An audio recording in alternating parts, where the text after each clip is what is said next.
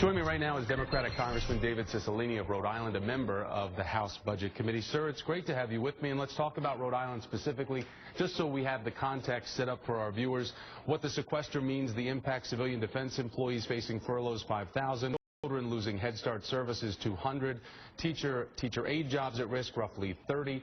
How do you explain to your constituents what the sequester, now that we're living through it, really means? Well, thank you, Thomas. I mean, I think people understand that this is not a way to make cuts, and this is not a way to do deficit reduction. These are across-the-board cuts, and they're cuts in things that are necessary not only to protect vulnerable populations, but really to invest in our future. Cuts in education, cuts in science and research, cuts in small business. So these are cuts which will have an impact. The Congressional Budget Office says if these sequester cuts go into effect, by the end of this year, we'll lose 750,000 jobs in this country. So I think everyone understands this is not the way to do deficit reduction. We have an alternative. There's a House version that I've co-sponsored. My Senator Whitehouse has sponsored a version in the Senate.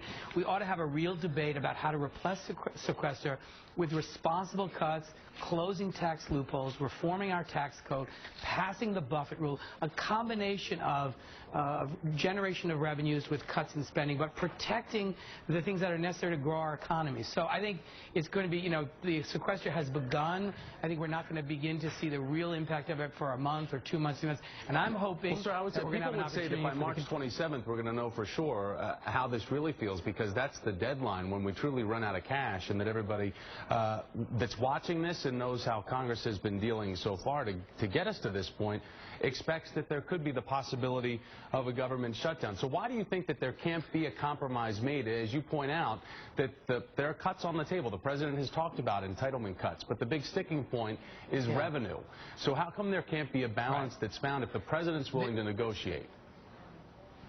Yeah, there absolutely can be a deal, and I think you're absolutely right. March 27th is the day, and we have an opportunity to come up with a big deal before that. But the Republicans have so far said, we're done with.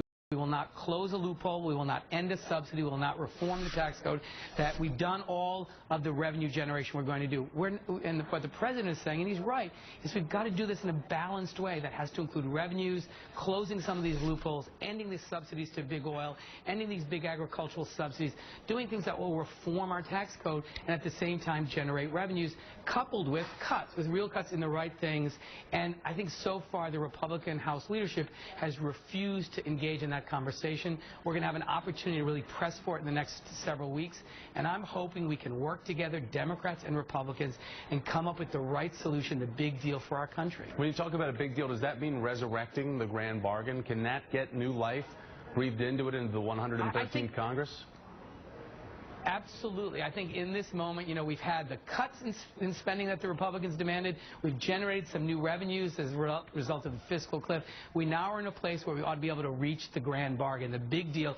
The American people are tired of this crisis every 2 months.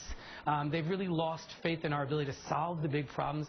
We need to come together, and everyone needs to sort of be willing to meet in the middle and find common ground. You can't take the position that we're done with revenue while we're still giving $4 billion a year in subsidies to big oil, while we still have subsidies to big agricultural corporations, while we still don't let the government negotiate discounted prices with pharmaceutical companies. There are ways to reform the tax code that will generate revenues, do this in a balanced way that protects the economic growth and the fragile economic recovery that we're in the middle of. Congressman David Cicilline, sir, thanks for your time today. I do appreciate it. Thank you. Absolutely. I want to bring in and say good morning to our Monday